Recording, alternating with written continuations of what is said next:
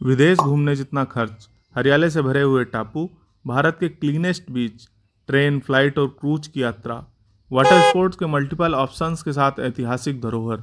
लेकिन ऐसी कौन सी जगह है भारत में? हम ये सब जानेंगे इस वीडियो में। उसके साथ ही यात्रा का पूरा अनुभव आने वाली वीडियोस में आपको मिलता रहे, इसके लिए चैनल को सब्सक्राइब करके नोटिफिकेशन को ऑन करना मत भूलिए। नमस्कार दोस्तों, घूमने का शौक रखने वाले व्यक्तियों के लिए सबसे मुश्किल काम होता है अगले डेस्टिनेशन का चयन करना। इस ट्रिप को प्लान करते समय हमें यही एक्सपीरियंस हुआ।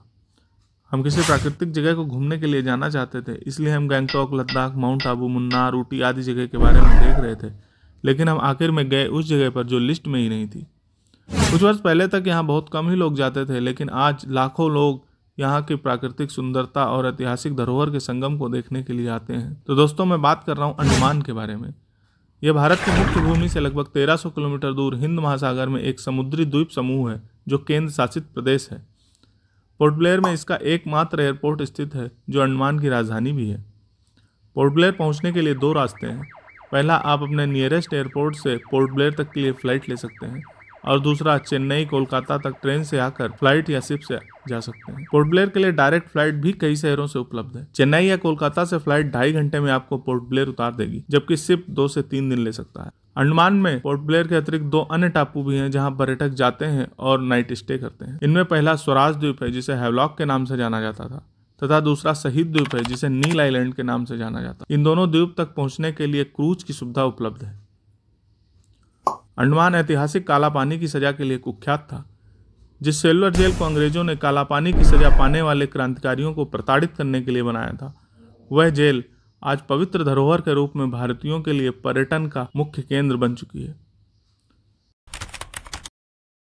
सेलुलर जेल के अतिरिक्त पोर्ट ब्लेयर में तिरंगा पॉइंट, जहां नेताजी सुभाष चंद्र बोस जी द्वारा 1943 में पहली बार तिरंगा फहराया गया था।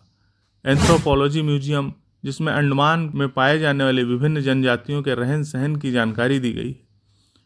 समुद्रिका मरीन म्यूजियम, जहां नीली व्हेल का लंबा स्केलेटन रखा हुआ है और समुद्री जीव जंतुओं से संबंधित जानकारियां मिलेंगी। चिड़िया टापू बायोलॉजिकल पार्क, कार्बन कोव बीच, अंग्रेजों द्वारा स्थापित की गई चैथम सॉमिल, जापानियों द्वारा द्वितीय विश्व युद्ध के समय बनाए गए बंकर, बेट्टी मलाई मुरुगन टेम्पल आदि प्रमुख हैं। पोर्ट ब्लेयर में विभिन्न प्रकार के स्पोर्ट्स भी कराए जाते हैं, जो पोर्ट ब्लेयर से 3 किलोमीटर की दूरी पर स्थित नॉर्थ बे आइलैंड में होता है। यहाँ तक पहुँचने के लिए छोटी तथा बड़ी नाव जाती हैं। इस आइलैंड का चित्र 20 रुपए के नोट पर भी छपा हुआ है। नेताजी सुभाष चंद्र बोस आइलैंड, जिसे पहले रॉस आइलैंड के नाम से जाना जाता था, यहाँ जाने के लिए नॉर्थ बे आइलैंड के साथ ही विजिट किया जा सकता है। यहाँ पर शाम 5:30 बजे लाइट एंड साउंड शो भी होता है, जिसे देखने के लिए 4:30 बजे की फेरी में टिकट बुक करना होता है। पोर्ट ब्लेयर से सड़क मार्ग के द्वारा बारातंग की यात्रा भी की जाती है, जो पोर्ट ब्लेयर से लगभग 110 किलोमीटर की दूरी पर स्थित है। यहाँ पहुँचने के लिए बस या टैक्सी की बुकिंग आवश्यक है। बारातंग में चूना पत्थर की गुफा मड वॉल्केनो आकर्षण के केंद्र है। चूना पत्थर की गुफा तक पहुँचने के लिए आपको फेरी से जाना होगा, जो मैंग्रोव के मध्य से होती हुई जाएगी। ये अत्यंत रोमांचक अनुभव प्रदान करती है। पोर्ट ब्लेयर से बारातंग जाने का रास्ता आरक्षित वन से होकर जाता है। इस यात्रा में आपको जारवा जनजाति के लोग भी दिख सकते हैं, जिनकी फोटो खींचना कानूनी अपराध है और उसके लिए जेल भी हो सकती है।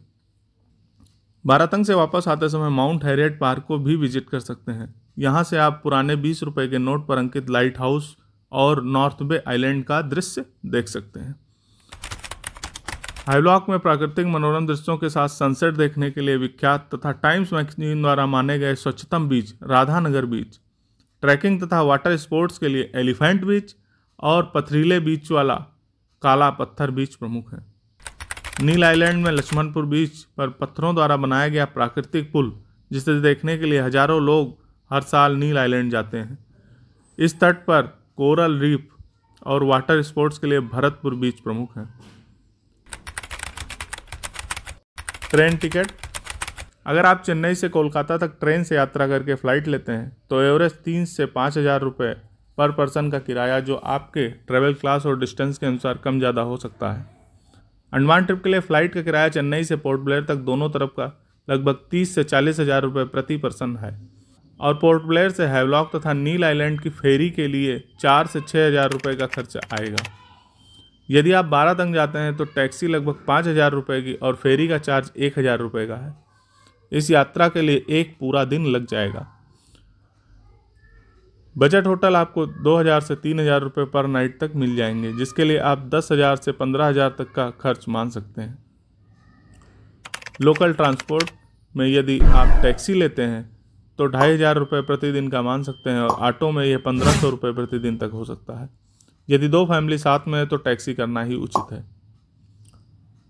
2 व्यक्तियों के लिए भोजन का खर्चा औसतन 1,500 रुपये प्रतिदिन तक मान सकते हैं, जो पूरी ट्रिप के लिए 10 से 12,000 रुपये तक आ जाएगा। नील आइलैंड पर भोजन थोड़ा महंगा है, हैवलॉक में उससे सस्ता तथा पोर्ट ब्लेयर में भोजन सामान्य रेट में उपलब्ध है। पानी की बोतल भी हैवलॉक तथा नील आइलैंड में पोर्ट ब्लेयर से महंगी मिलेगी। पोर्ट ब्लेयर के cellular jail, music, light and sound show, museum तथा बारातंग के मड वॉल्केनो को देखने के लिए टिकट की आवश्यकता है, जिसमें 2 व्यक्तियों के लिए 2,000 तक का खर्चा आ सकता है।